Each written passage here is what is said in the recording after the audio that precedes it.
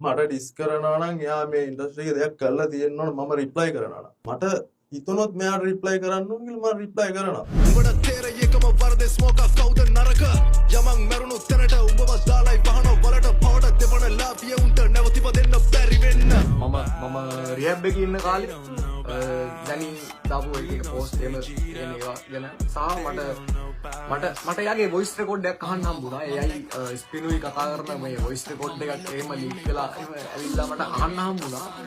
එයා ඒක කියන කතාව මට ඉත සෙට් වුණේ. ඒ කියන්නේ එයා මට කියනවා මේ මගේ මූණට කෙල ගහන්න ඕනේ කියලා. ඒ වොයිස් රෙකෝඩ් එකේ තියෙනවා හේතුවක් නෑ මම හේතුවක් නෑ මම එයාව දන්නේ.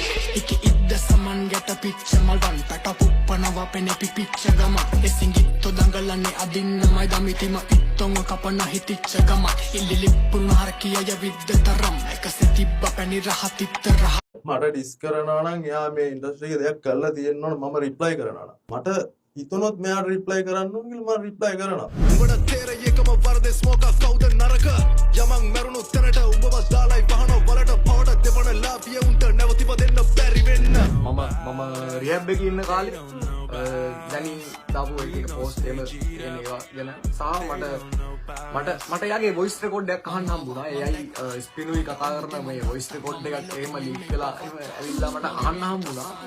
එයා ඒක කියන කතාව මට ඉත සෙට් වුණේ. ඒ කියන්නේ එයා මට කියනවා මේ මගේ මූණට කෙල ගහන්න ඕනේ කියලා. ඒ වොයිස් රෙකෝඩ් එකේ තියෙනවා හේතුවක් නෑ මම හේතුවක් නෑ මම එයාව දන්නේ. ඉකි ඉද්ද සමන් ගැට පිච්ච මල්වන් පැට පුප්පනවා පෙනේ පිපිච්ච ගම එසිංගිත්තු දඟලන්නේ අදින්නමයි දමිතිම ඉත්තොන්ව කපන හිතිච්ච ගම ඉල්ලිලිප්පුන හරකිය විද්දතරම් එකසේ තිබ්බ පැණි රහතිත්ත රහ